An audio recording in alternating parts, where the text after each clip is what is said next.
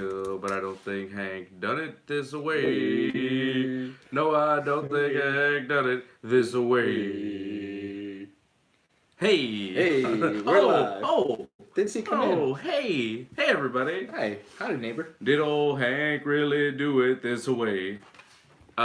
He probably didn't. Welcome to the WWE Elimination Chamber post show. He threw me on live. I was just rocking to some Waylon Jennings for all y'all that don't know. You know, Waylon died 17 years ago this week, February 13th, 2002. The great Waylon Jennings passed away. So we remember Waylon here tonight for some reason. All right, welcome to the show. It's the WWE Chamber post show. And we just watched the WWE Elimination Chamber. Daniel Bryan retaining the championship. Yes. A little yes for Daniel Bryan. We've got UFC going on too. So this is kind of gonna be like we did last week with AJ here, right? I got a reaction show. Yeah. So there's a UFC thing going on as we speak. So we'll cover that as well. Things develop. Yeah. Yes, Elimination Chamber. Elimination Chamber, though. That's the subject at hand. We'll see Cain Velasquez later. But yeah, the Chamber's over. It's like 10:40 Eastern time. Chamber's been over for a while. Usually finishes around now, or even later. Yeah. It was kind of a short Chamber tonight. Not a very long pay-per-view. It did start at 7 p.m., but it wasn't a particularly long show. I didn't think it was a particularly good show either. Okay. It really wasn't remarkable. There wasn't a single match that I thought was particularly good. I don't know if one match really stood out. I'm trying to come up with a match of the night right now. Maybe the men's chamber, maybe the main event there. I guess you could make that the match of the night. I really don't know. What do you think? What was the match of the night? I mean, for me, it's not so much as a match; it's more of a moment. Is when Becky Lynch busting Ronda open with the crutch. With the crutch, right? Becky attacking Ronda. That was a pretty big moment, right? Ronda dressing up as Sonya from Mortal Kombat. You know, a little cross promotion there. Yeah. Shouting flawless victory. A nice touch there. Yeah, the match with Ruby Riott really wasn't much of a match, right? But the post match attack was something, I guess. I like that the Usos won their match. It wasn't a particularly good match, but we have new tag team champions on SmackDown. Yeah, that was a surprise. That was probably a good pleasant surprise, and looks like Jimmy Uso, evading has a little legal trouble, kind of like how Jay did before a big match, and seems like it won't affect them creatively. Yeah, it's totally fine. It doesn't matter. Jimmy Uso got arrested this week, has a tag team title match against Miz and Shane McMahon, and they win. They win the tag team titles, which was surprising. I was surprised by that match. I wasn't really impressed by it. I didn't think it was a particularly good match, but,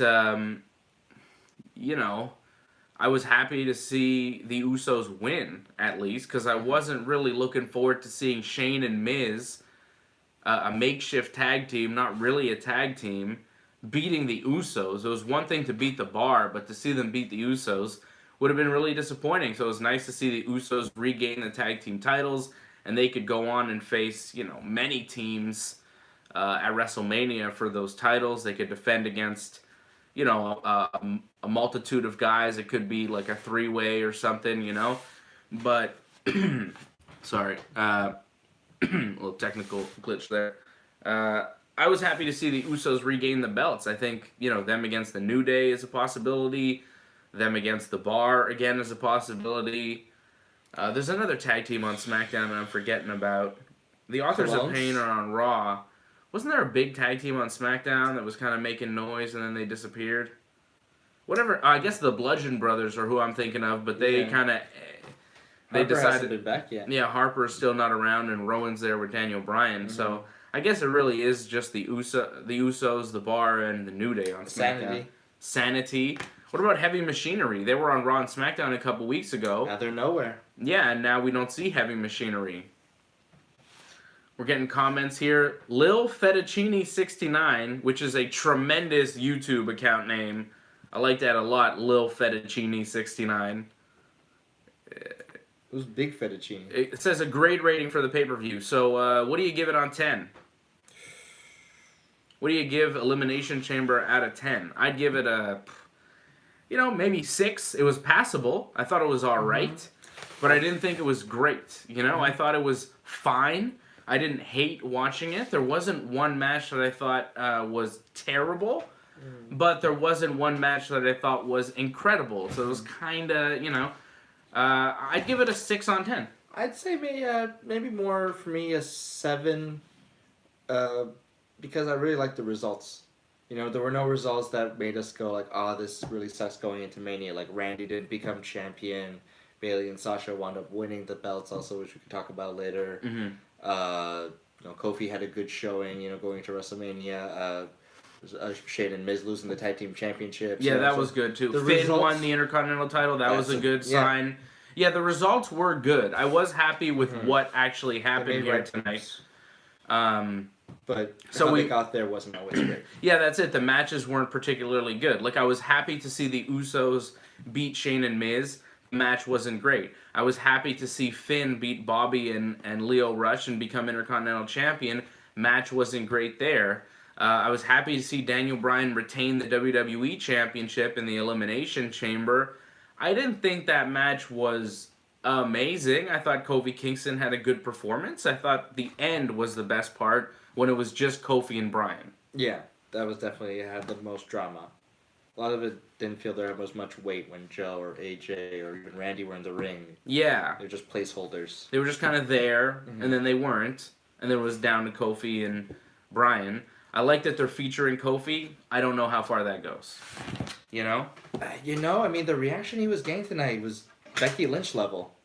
Like when the New Day came out, sometimes the audience goes, New Day rocks. But you could audibly hear them just go, Kofi, Kofi, Kofi, over the music, which is a rare occurrence. Yeah, that's true. It could mean something. Bryan still doesn't have his match for Mania, and Kofi has the most momentum going into it, always coming so close. So to have another shot on the grandest stage of them all, it's a good storyline. If John Cena's not available, Kofi's the next best option. Yeah, if they're looking for an opponent for Daniel Bryan at WrestleMania, I see no reason why Kofi Kingston couldn't be there. Yeah. We're getting some comments here on YouTube. Antoinette gives the pay-per-view a 7. Lil Fettuccine 69 gives it a hard 7, or hard 6, light 7, so kind of in between. Hard 6. Wants to know where we're from. We're from Montreal. If you don't know who we are, I'm Dave Simon. This is Ben Simon, my brother, and I host Wrestling Uncensored with Johnny North every Saturday night here in Montreal. Johnny North is the British Commonwealth Heavyweight Champion, and he defended this afternoon against Drew Onyx, and we attended a wrestling show this afternoon. We went from a wrestling show to a great dinner we had with our buddy AJ from Ringside Report Radio. What's up, AJ? And then straight here to watch WWE Chamber. So it was really all wrestling all day. And if you want, you could go on Instagram at Ringside Report to watch Johnny North's match right now. If you didn't see Johnny's match today against Drew Onyx, it was incredible. Excellent match. Johnny is beat up, bloodied, and bruised from that match, but he came out victorious. If you go to our Instagram right now, you can watch that match at Ringside Report on Instagram to go watch Johnny North's awesome match that he had today, which I would say was better than any match we saw tonight at the Chamber. Yeah, I was just about to by far. If you ask me what is my match of the night, Johnny Genesis versus Drew Onyx, an incredible match with some really good salad dressing thrown on top, some amazing spots, brutal chops, They brought the violence. Good uses of weapons. A recycling bin was used, I think, at one point. That's pretty good. Nice, solid grappling as well. Some nice jiu-jitsu by John, which was very interesting to see, and he used it well, and it was effective. It's good in his repertoire. It was an excellent match, and it was a WWE or even better, dare I say, AEW caliber match. Yes, it was a high-level wrestling match that Johnny had today with Drew Onyx. It was just fantastic. And a shout-out to you, Lil Fettuccine, just hitting that subscribe button. Hit that subscribe button. Welcome aboard. Welcome aboard. all the way in Seattle. We love our Seattle people. Daniel Bryan, Washington. We love the state of Washington. Great state. And we love Daniel Bryan here. I spent some time in Seattle. There you go. It's a nice place. Kobe Park. Very cool. The Experience Music Museum. Shout out to you. Very nice town. Ben Dussault gives the pay-per-view a 6.5 and says Drew Barron and Bobby were so boring. I would say if there was a low point to Elimination Chamber, it would be that match, Baron Corbin and Braun Strowman, where Bobby Lashley and Drew McIntyre come out. Drew came out with Bobby, and they beat up Braun Strowman, and Finn Balor, who was victorious over Bobby earlier in the night, didn't come and help Braun Strowman. Nope. Kind of a dick move on Finn's part, shouldn't he come out and help his buddy? Braun's come and helped him out several occasions. Kurt Angle, I guess, wasn't in the building, but Kurt was teaming with Braun on Raw against these guys, and then Kurt's not even there to help Braun. They just, have Braun get beat up, and he's got no friends. I felt bad for Braun. It was a weird spot. I thought that Braun would have won with help from the guys like Finn and Kurt to even the odds, but they just never showed up and helped him, which was weird. Like, Bobby lost the match, Finn won, but Bobby was able to come back and help Baron, and Finn wasn't? Like, Finn doesn't care about his buddy Braun Strowman? Yeah, it was... I guess they have a love-hate deal. They have wrestled each other in the past, but, come on, man. Yeah, no, they still seem like they'll help each other out, though, when the other one's in a bind. Yeah. So, yeah, maybe they'll address that on Raw. Maybe they won't. Maybe this is to set up some sort of handicap match for WrestleMania. A combination of these guys against Braun. So, if Braun gets back up, it kind of makes it a little less, for the storyline. So they really want to make it how Braun is alone. Yeah, he's the lone monster, but it's just doesn't make much sense. It doesn't really make a lot of sense. Yeah, Finn could have gone back out there, it didn't seem. So Baron Corbin winds up beating Braun Strowman in a no disqualification match. The Ronda Rousey thing was interesting. Her match with Ruby Riott lasted under 2 minutes. But then Charlotte Flair comes out. Well, she was already there, so she was at ringside watching the match. She enters the ring. She faces off with Ronda. Becky Lynch shows up through the crowd on crutches because Charlotte and Becky had a confrontation at a live event last night or the night before, and Charlotte attacked Becky and re-injured her knee. So Becky's on crutches now. She comes to the ring, and she beats down Charlotte with the crutches, and then she hands a crutch to Ronda, and then Ronda goes to attack Charlotte, and then Becky attacks Ronda, right? Really lays into her. And then Becky really laid into Ronda and Charlotte, but she hit Ronda in the head, and Ronda was bleeding pretty bad in her head. That was a nasty cut. And, people gave a lot of crap to Brie Bella when she knocked out Liv Morgan with a kick. People gave a lot of crap to Nia Jax when she broke Becky's nose with a punch. But I saw nothing on Twitter tonight, other than me saying it, that hey, what about Becky being unsafe and cracking Ronda Rousey in the head with a crutch and busting her open, probably requiring stitches? Why is no one giving heat to Becky Lynch over this? It's because you people are biased. A lot of these people out there just have favorites, and they don't like Nia, and they don't like Brie, right? So when they do something, they attack. But when Becky does something, it's yeah, Becky, get her. Get her? I mean, get her, but safely. Don't hit her in the head and crack her. And I'm not going to fault Becky Lynch. Accidents happen. These things happen. But we got to treat everybody fairly. When Nia Jax knocks you in the nose and everybody says Nia Jax is the worst person, worst wrestler in the world, she should be fired. And then Becky Lynch hits Ronda Rousey in the head with a crutch and no one says a word, doesn't really add up. So let's just be careful, and... Doesn't make Becky a bad person. Not a bad person, not a bad wrestler. But things happen. You got to be careful when you're swinging a crutch around, That's Ronda Rousey. That's your meal ticket. There's no main event at WrestleMania for the women if it's not Ronda Rousey in there. Charlotte and Becky aren't main eventing WrestleMania last year against each other. They had a triple threat against Sasha one year. That wasn't the main event.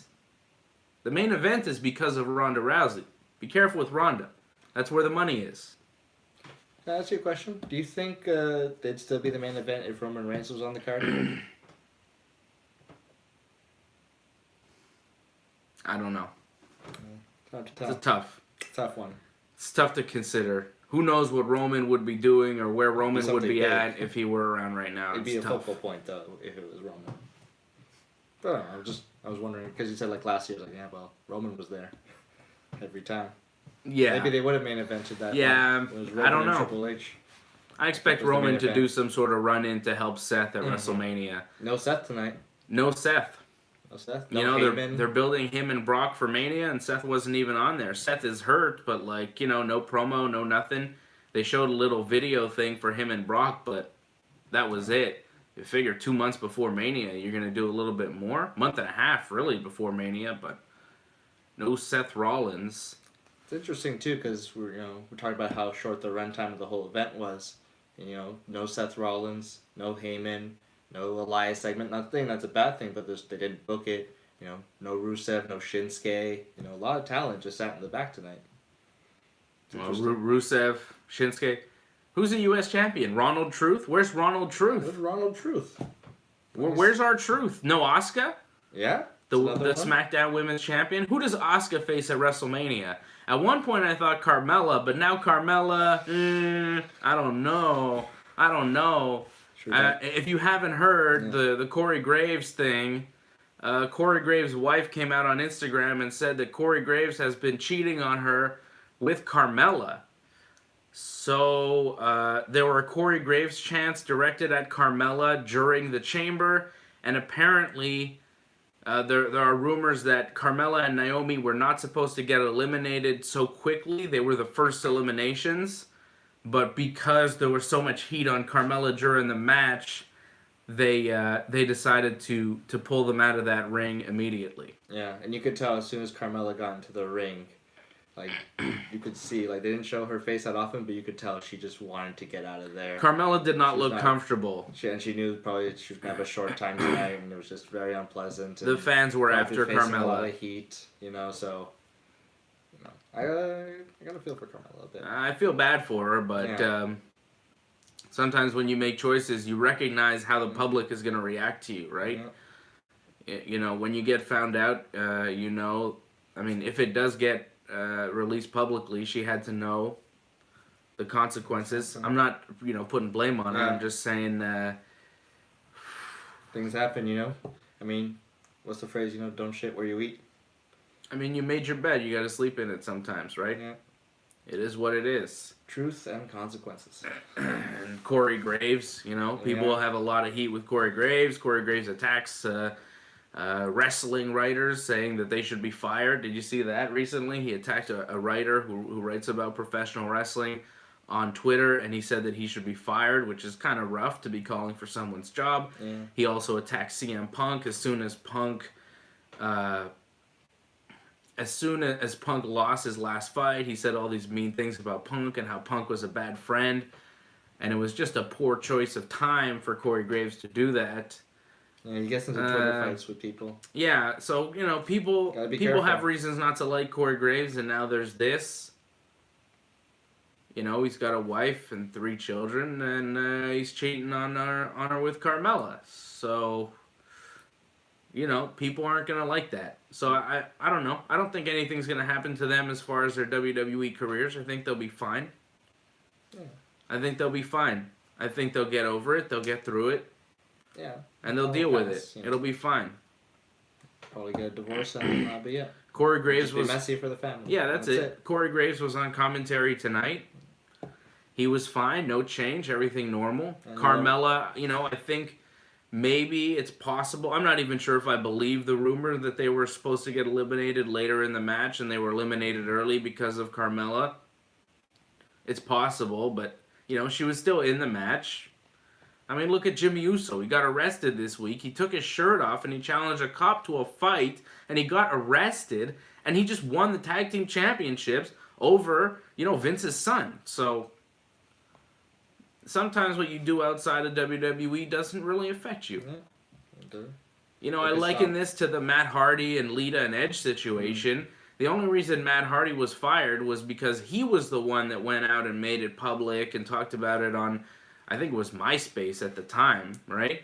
Matt Hardy talked about how Lita broke his heart because she was cheating on him with Edge, and then the WWE, at the time, they didn't want their wrestlers talking about their personal lives in public, so they fired Matt Hardy, which then Lita, who was with Kane at the time, on TV, they were chanting, "You screwed Matt," and they were booing Edge, so then they had to bring Matt Hardy back, and they had a whole feud, and, the rest of the story, but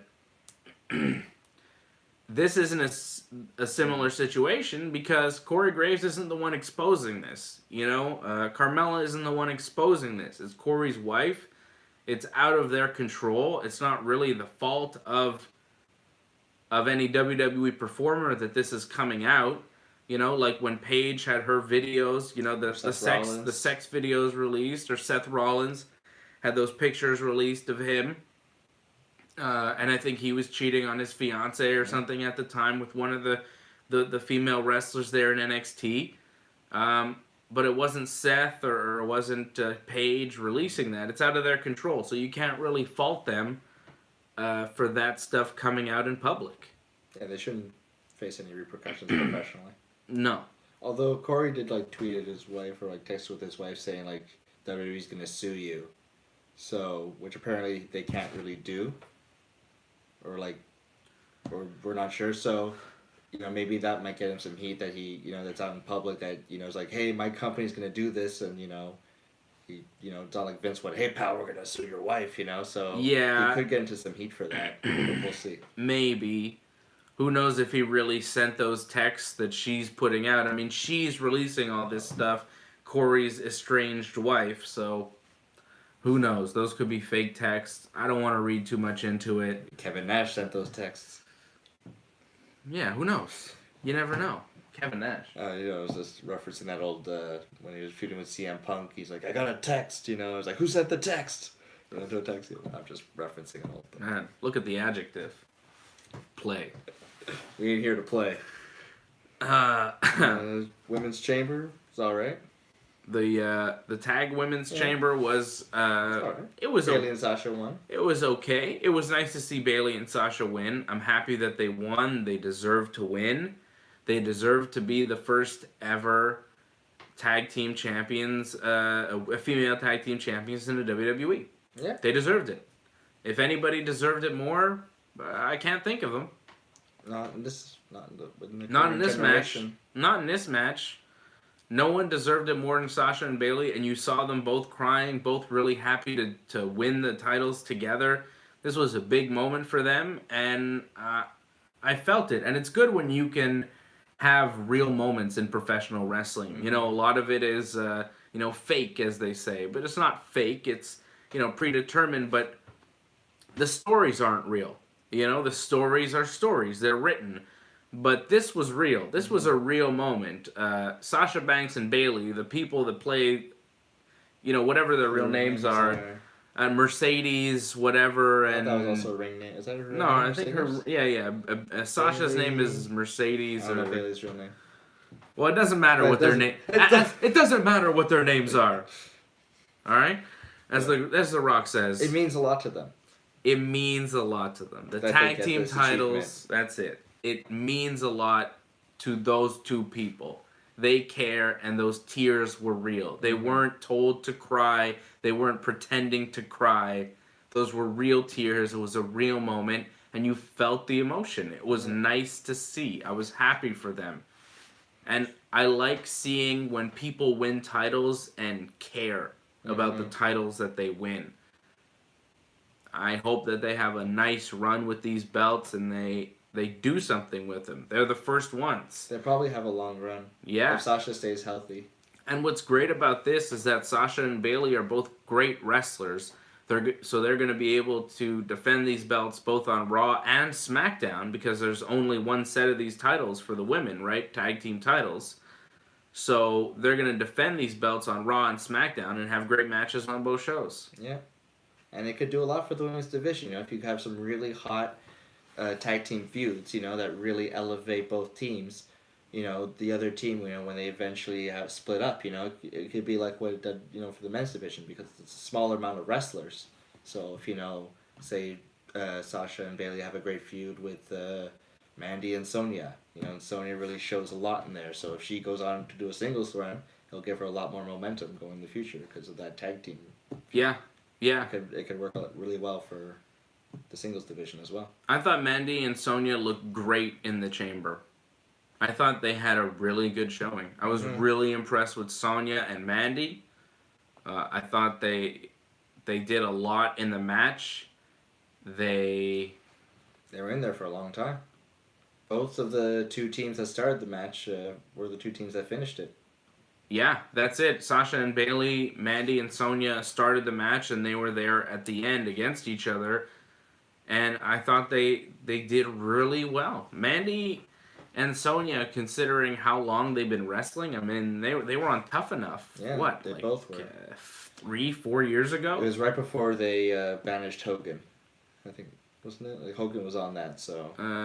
Tough Enough, it was in June 2015. Okay, so Mandy's been wrestling for maybe 3.5 years. She's 3.5 years as a professional wrestler, and she did that well in the Elimination Chamber. I mean, Mandy takes a lot of heat. People don't like Mandy, but you gotta respect what she's been able to do. And I think Sonya, same thing. She had a MMA background before pro wrestling, but as far as I know, Tough Enough was her beginnings in professional wrestling. So her wrestling in 3.5 years, both of them, to get to this point, Sasha and Bayley have been doing it for a lot longer, and that's why they're so much better. But Mandy and Sonya, for the short time they've been in the wrestling business, to do as well as they did, wrestle for 33 minutes inside the Elimination Chamber, you got to give them some respect. They also didn't have that long of career either in NXT. Sonya had a few matches, but she was never really featured. She never had the belt. I don't know if she ever really challenged for it. She was more fodder for Asuka. And Mandy was never on NXT TV. They kept her off TV. There's just house shows. So it's pretty impressive. Yeah. They didn't get that much seasoning. I'm very impressed with how far Sonya and Mandy have come in such a short time. They don't get nearly enough credit. No. Especially also, they were brought in with Paige. They were supposed to be Paige's backup. Yeah. Paige had to retire, so they were on their own. Yeah, Paige had to retire just abruptly, which put them in a really weird spot, without their leader and without the one that was supposed to kind of do the most in the group and kind of show them the way. Now all of a sudden they're on their own. They have to survive, and they have survived very well. So well that I think that Mandy Rose and Asuka is a possibility for WrestleMania. Or Asuka and Sonya. It could be a point of contention between the two of them. Maybe they'll wrestle each other on SmackDown. I honestly see Asuka wrestling a number of people. I could see it being a 6-person match, a 5-person match, maybe 4-person. But I think Asuka's going to wind up wrestling a bunch of people.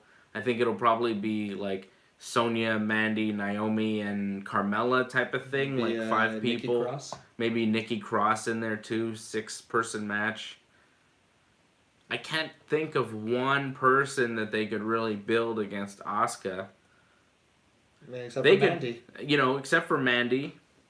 They're giving her a lot of time. They could turn Carmella full heel off this Corey Graves thing and build her against Asuka. I mean, they could do it. Carmella is very good, and that's the thing. She's in a weird spot right now because she's going to take a lot of heat, I think. I think she's going to be booed by a lot of fans.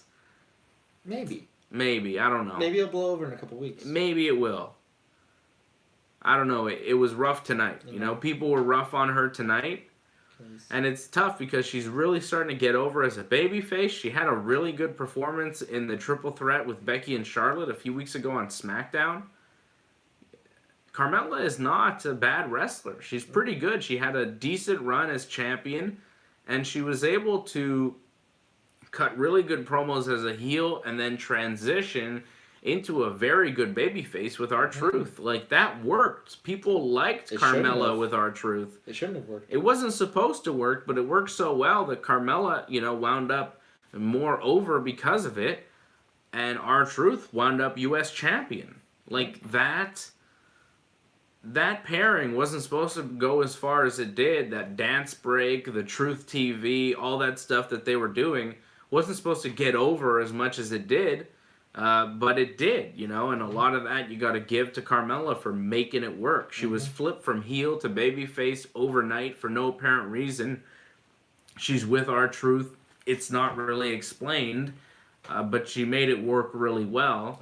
And, there was promise here, and then this Corey Graves thing happens, and not to say that it's gone, but her momentum as a babyface that everybody's going to support, the universal support of Carmella, is not going to happen. I mean, there's going to be a lot of women that are going to be unhappy with Carmella.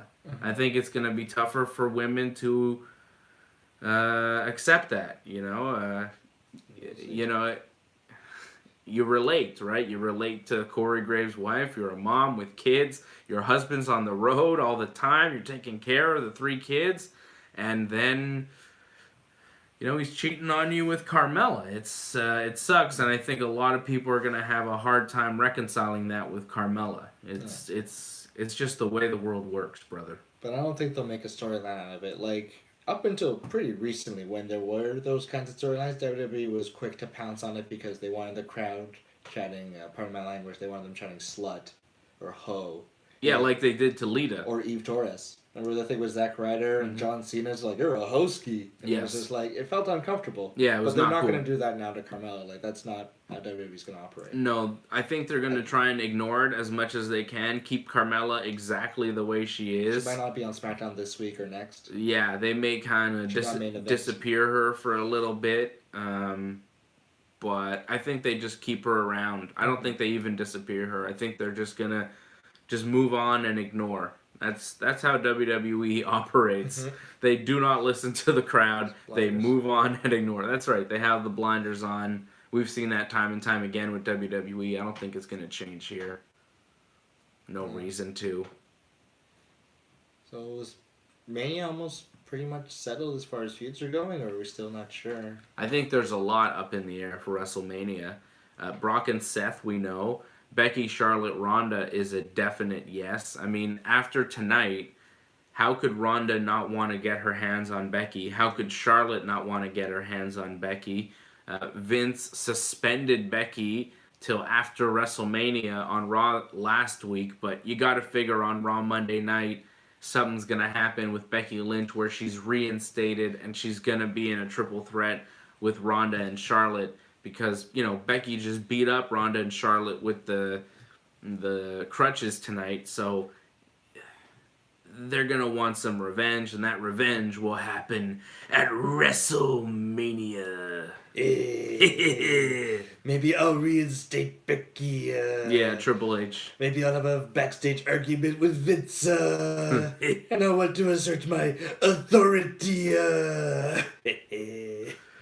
Oh, yeah. Will Triple H wrestle at Mania? I don't know.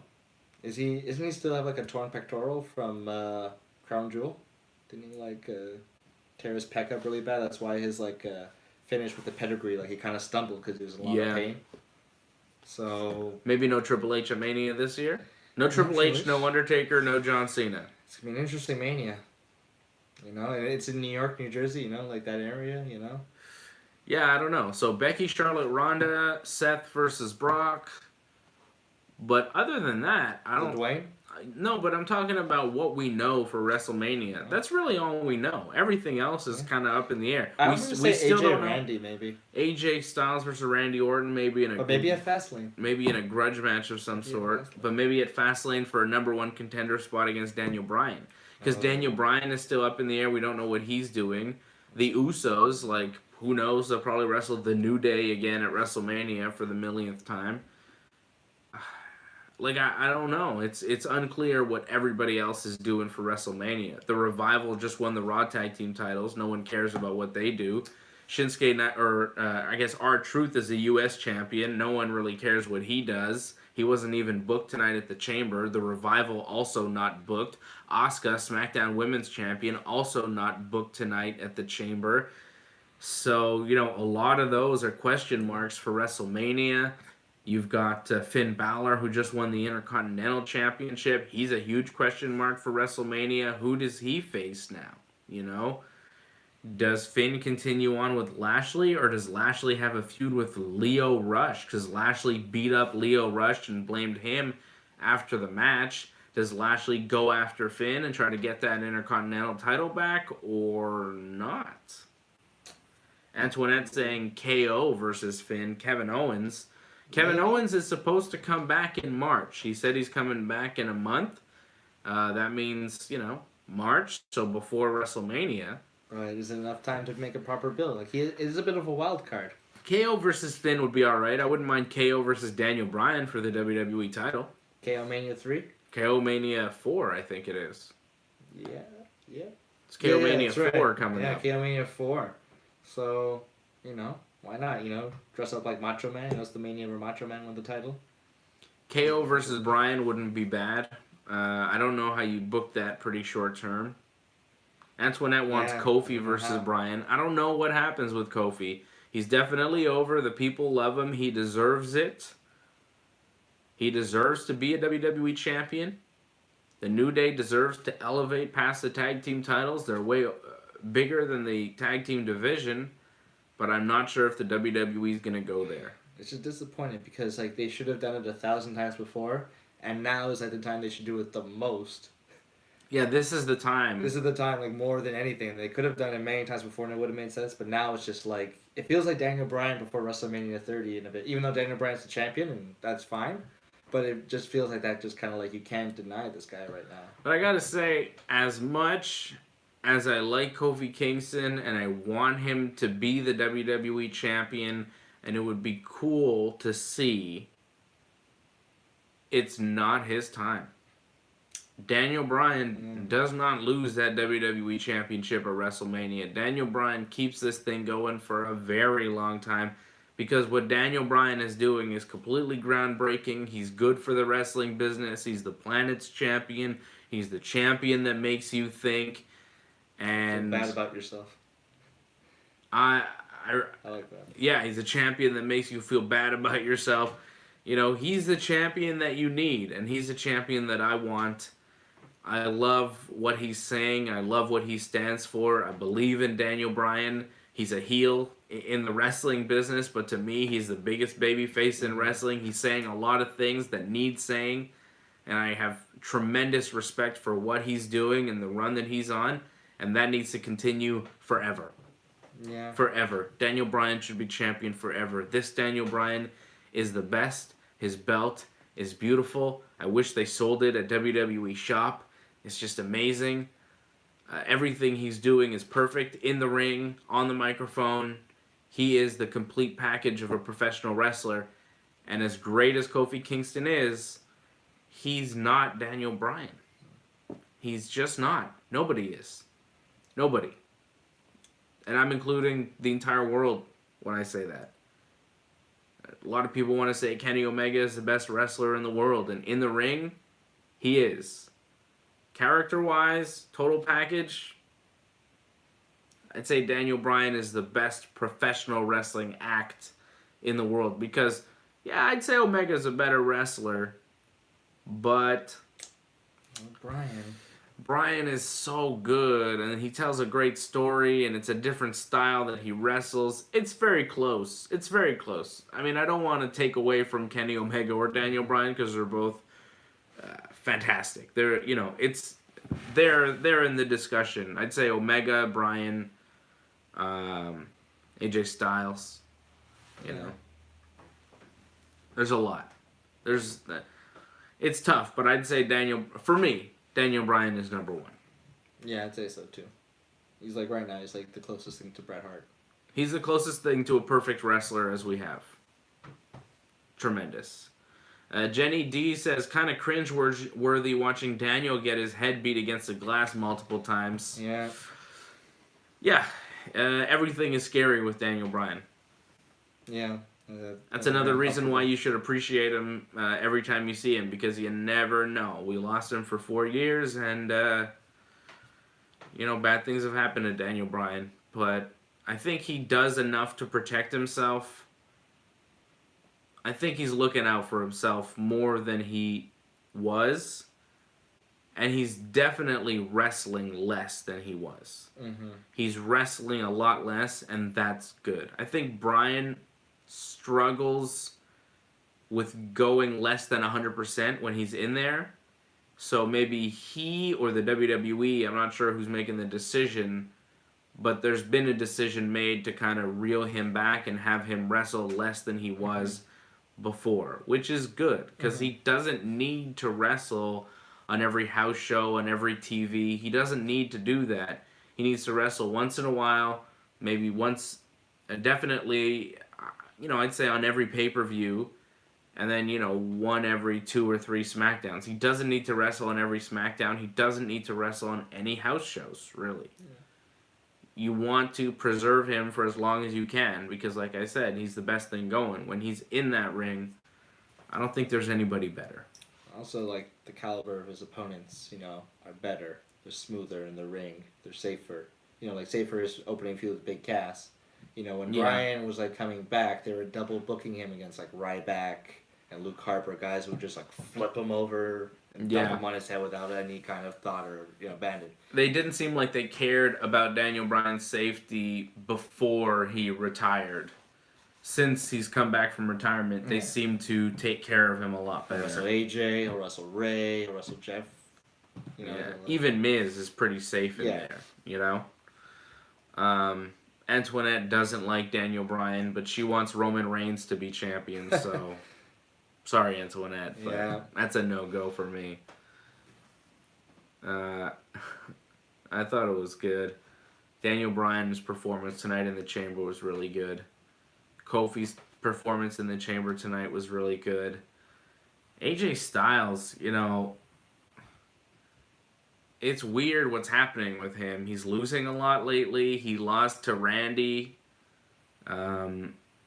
twice. He lost to Randy on SmackDown in the Gauntlet match, and then he lost to Randy getting hit with an RKO to get eliminated in the Chamber. In a sneaky fashion both times, too, so I think... And there's talk that... there's talk that AJ and Randy are going to go at Mania or maybe Fastlane, and there's also talk that AJ Styles' contract is running out, and I wonder if that has something to do with him losing so much.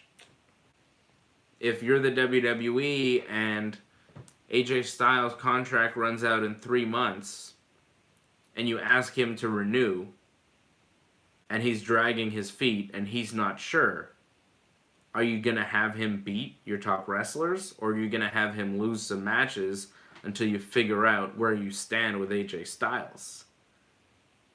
If AJ Styles starts losing some matches and starts losing more matches, don't be surprised if he's headed out the door. I think All Elite Wrestling would make a lot of sense for AJ Styles. I think Anderson and Gallows are going to go there as soon as their contracts are up. They were not featured at all. Yeah, I think a lot of guys are going to go to All Elite Wrestling. And I'm still not seeing the signs from the WWE that they're really working hard to keep people within their company. I don't know if they're taking it as seriously as they should. Because we got Randy, Randy's the future. Yeah, that's what they think. They think, well, we've got a huge system, we can just keep making stars, and they do have a big roster, and their roster is deeper than any roster in any wrestling company, AEW included. Mm-hmm. But it's how you use that roster. And I'm not seeing them using that roster in the way that will, really really take them to the next level or capture the imagination of the wrestling fan. You know, I think people are going to see Double or Nothing and be blown away. And then if AEW can provide a wrestling product at that caliber on a consistent basis, the WWE is going to be in very big trouble. If AEW can replicate All In monthly, the WWE is screwed. Straight up. Like, and that's a big if. Okay, that's big. It's a lot to demand out of the wrestlers. Sure. But if they could come close to being All In level every month, The deep roster. 12 months a year, which they could because their roster is ridiculous right now. You've got the Lucha Brothers, Pentagon, and Phoenix. You've got Kenny Omega, Chris Jericho, Cody. the Young Bucks, Hangman, Cody, Pac. You got a lot of talent there, and Maybe more some Japanese stars who could come in for some events. Yes, and more talent is pouring into the company. Joey Ryan. Yeah, Joey Ryan. Joey Janela. You know, there's all the Joeys. All the Joeys. Joey Fitzmaurice. Everybody, right? So they have the possibility of doing some major things and giving the WWE a serious run for their money. And if you compare tonight's Elimination Chamber show to All In, come on. You know, All In blows this show out of the water. Mm-hmm. So the WWE is still not giving you a show with urgency. They're still not giving you a show at that high level where you're like blown away at the end of the show. We watch All In together. Yeah. We're blown away. Incredible. At the end of the show, you're like, wow, that was awesome. Yeah. Bandito. I haven't watched a WWE pay-per-view and been blown away by the end of the show. Been impressed. I've been happy. I've been, it's been like, oh, that was good. But I haven't watched a show and been like, holy shit. When's the last time you watched a WWE pay-per-view and you're like, holy shit? Maybe the Hammerstein Ballroom ECW shows that they did? Yeah, those were pretty great. Sorry, Mania 30. It's pretty good. A lot of good moments. Cesaro winning the Battle Royal. I guess when Daniel Bryan beat Triple H, Batista, and Randy Orton in one night, Mania 30, and then wound up WWE champion at the end of it, that was like a wow. That was Taker losing the streak that night also. Yeah, that was a pretty great WrestleMania. Hogan, Austin, The Rock in the ring together to start the show. The Silver Dome. Yeah. Okay. There you go. Mania 30. WrestleMania 30. So 5 years ago, WWE delivered an unbelievable pay-per-view. Mm-hmm. That's probably the best pay-per-view they've done in the past 5-10 years. Since Mania. Since those ECW shows. Yeah, the ECW shows. Or there was an Extreme Rules that was an excellent one that had that Mysterio Jericho match with the mask. And Cena Brock? Extreme Rules 2012? I think there might have been a different one. I think the Jericho Mysterio was like 2009. Or maybe it was the Bash. Yeah, the Cena Brock one was pretty good. Extreme Rules 2012, I remember being a very good pay-per-view. CM Punk was on there? CM Punk versus Chris Jericho, John Cena, Brock Lesnar, Sheamus, Daniel Bryan. Best 2 out of 3. Cody Rhodes, Big Show. Randy Orton and Kane. Santino beat The Miz. There you go. As it should be. Extreme Rules 2012. Yeah, but, few and far between. Even those shows not as good as All In. All In was incredible. So, this chamber effort was not strong, and what we have for WrestleMania is okay, but not looking great, and a lot of it is very unclear as to what we're actually building towards. Mm-hmm. And if the WWE doesn't, correct the ship, they could be the Titanic heading towards that iceberg. Not really noticing. Luckily for the WWE, WrestleMania is going to come before Double or Nothing. So they won't really have that push. You know what I mean? Like, if Double or Nothing was a couple weeks before WrestleMania and was like the most amazing wrestling show, then WrestleMania they'd really have to do something, and the pressure would be on. But because Mania is before Double or Nothing and whatever, but after Double or Nothing, after May 25th, the wrestling business is going to change forever, and WWE is going to have a fire under their ass, and they better move. Yeah, it'll be very interesting. It's going to be one of the most interesting years in wrestling in a long time. They need to go. Got comments here. Ray Cruz says AJ Styles going to AEW. Paul Lem wants to know, will CM Punk go to AEW? I think it's possible. It's very possible. Ray Cruz saying NXT can dance with AEW. They don't have the roster that AEW has. I was thinking, not even close. Previous generations of NXT, there were those guys who are like, well, if they go to the main roster and they are pushed well, they can succeed, and like Finn was there, or Kevin Owens, or Joe, or Shinsuke. Looking now, the only guy I can see that can really succeed and who has a really well-defined character is the Velveteen Dream. He's my favorite guy in NXT. Like, Ciampa on the main roster, I don't know if it'd work. AEW has Kenny Omega and Chris Jericho. NXT doesn't have anything like that. Ricochet's pretty good. He's got some great matches. He doesn't have too much of a character or personality. Ricochet is not Kenny Omega. He's more like a... Really or Chris Jericho. Yeah. He's not even Pac. So, no. The Dream. But the Dream is interesting. I'm always interested in what Velveteen Dream is a great character. We'll see. Another Tough Enough alum. But I think AEW is going to do some big things. Yeah. Very interesting. Paul Lem thought Velveteen Dream was going to win the Tough Enough he was in. I thought so too. Yeah. Who wound up winning that? It was Big Josh. The Yeti? Was that his name? The Yeti? Oh, yeah. What happened to that guy? He had a bad attitude. And they fired him. He couldn't be coached, I think, in NXT. He just couldn't improve. And then the woman who won... Sarah Lee. Buddy? No, not Murphy. The other Blake. Didn't she marry Blake? Right. She married one of the NXT guys. The Forgotten Son. And I think she had a kid with him. Mm-hmm. And now she's not wrestling anymore. She never did. Mandy Rose should have won, and Velveteen Dream should have won. He wasn't.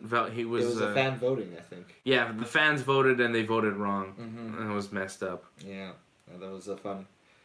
Wasn't that Tough Enough when William Regal, nobody could do the role, and then they step forward, and Regal gets incredibly pissed off. Yeah. Those the Tough Enough trials. Yeah. Classic Regal. They haven't done Tough Enough since because it was just. It was a mess. The winners should not have won, and yeah, and Hogan was weird with the judges. It was Hogan, Page, and Bryan. I think Daniel Bryan. Yeah, I like the season when Stone Cold Steve Austin just yelled at people. Oh, when he yelled at Cameron, because she loved Alicia right. Fox and. But he would just berate people every week, and then tell one of them that they were fired and they were not going to be on Tough Enough anymore. It was very good. That season was great because it was just okay, one of you is going to get kicked off the show. So, 2 people would go to Stone Cold Steve Austin, and then Stone Cold would be there, and he would just berate them and talk about how terrible they were and how they were never going to be good wrestlers. And, it was scary, too, because it was Stone Cold in your face. You're terrible, son. You're a piece of trash. What? I said you're a piece of trash. What? Maybe I should open up a can of whoop ass. Maybe I should go, is something funny, son? I'm staring down your beady eyes, Scary. all sorts of stuff. And Austin would be getting in their face, and then he would be like, okay, you're gone, get out of my face. And then the other person that would stay on the show, he'd also be very mean to. He'd be like, get out of my face, too. I'm going to stun you right now, son. And it was crazy. Awesome. Yeah. That was good. I like when Stone Cold's yelling at people. Yeah, well, he yelled at Dean Ambrose, and they haven't had him back since. Yeah. Well, this show's been going on for a long time. We're going to wrap this sucker up. I want to watch Cain Velasquez. I'm going to go watch Cain Velasquez. You guys should watch Cain Velasquez, too. He's going to be coming up real soon. This show's been going on for over an hour. If you don't know who we are, I'm Dave. This is my brother. Go to ringsidereport.net right now. You want to hear about professional wrestling? Subscribe to this channel before you go. Subscribe. We are here after every WWE pay-per-view. Share, subscribe. Every big UFC pay-per-view, we're here as well. We're going to be on after UFC 235. And, of course, we break it down every Friday and Saturday nights. Ringside Report Radio, ringsidereport.net. Follow me on Twitter and Instagram at DaveSimonMMA. And go to the Ringside Report Instagram. Instagram right now. Because you can see Johnny North's match from today. Johnny North wrestled today, defended his title against Drew Onyx. An amazing match, better than anything you'll see at the Incredible WWE drama. Chamber. I am not joking. Yeah, we were losing our minds. Really good. It was really good. It was really good, and you could hear us yelling and screaming for Johnny North in the background of the video. So go and check it out right now on our Instagram, at Ringside Report on Instagram, to see Johnny North kick Drew Onyx's ass. Also get his ass kicked a little bit. Yeah. Johnny's back and was a bloody mess. It was also just fantastic. Man. Awesome match from Johnny North. Yeah. Killing it. It's been a big day of professional wrestling. The fight just ended here, the co-main event in the UFC. It looks like Paul Felder won. Good for him. So yeah, we've been going on an hour, which is perfect timing for us, because we're going to wrap this thing up, and we're going to go watch Cain Velasquez fight Francis Ngannou at the UFC in Phoenix. It's going to be an awesome heavyweight fight. Enjoy that, everybody. And check back with me Friday night on Ringside Report Radio. We'll be back at 10 p.m. This Friday night, 10 p.m., Ringside Report Radio. Me, Fred, AJ. At Dave Simon MMA on Twitter, ringsidereport.net. Subscribe to the YouTube channel. Sounds good to me. Sounds good to you? Sounds good to you. Sounds good to you. So thanks, everybody, for checking in. Antoinette, always appreciate your support. We'll see you in April, Antoinette. Good to hear from you, Jenny D. Jenny D from the Disney days, right? Cast members for life. Yeah, there you go. That's right. Jenny D, Franco, Ben Dussault, Watermelon Kid, Ray Cruz, Paul M. The whole gang. The whole gang. And our man from Seattle, Lil Fettuccine 69. Lil Fettuccine 69. Big shout out to you. Thank you for joining us. Welcome. Go Mariners. Faithful Baller. I think my dad was on the chat too. So thanks to everybody for checking in. Hope you enjoyed the show. Dave and Johnny Live. Hey, wait. I'll be back for Dave and Johnny Live this Friday at 12:30 right here on this channel. Me and Johnny North. And we'll recap his big match against Drew Onyx. And we'll also maybe talk a little bit about the last episode of Dave and Johnny Live, which was disturbing. It was a real jerk. Thoughts on the last episode? Maybe a little of your thoughts on the last episode of Dave and Johnny Live before we finish? It was educational. Educational? It was educational, John, he's an honest man. He'll tell you what's on his mind, how he feels. You can't fault him for that. Antoinette says very disturbing. I think we'll leave it at that. Yeah. Hey, if you haven't watched... You know what? That's a great promo to end the show. If you haven't seen this week's episode of Dave and Johnny Live, you want to see some real creepy stuff that Johnny North says, and a lot of laughs, a lot of jokes. It's been called hilarious and disturbing. So, the yin and the yang, kind of a little bit of sex education. The sacred and the profane. Yeah, that's right. So, that is on our YouTube channel right now. Go watch this video immediately because this show is over. So go to the last episode of Dave and Johnny Live, episode 25, Johnny North reviews 50 Shades. Thanks everybody for checking in. We love you. This has been the Chamber Post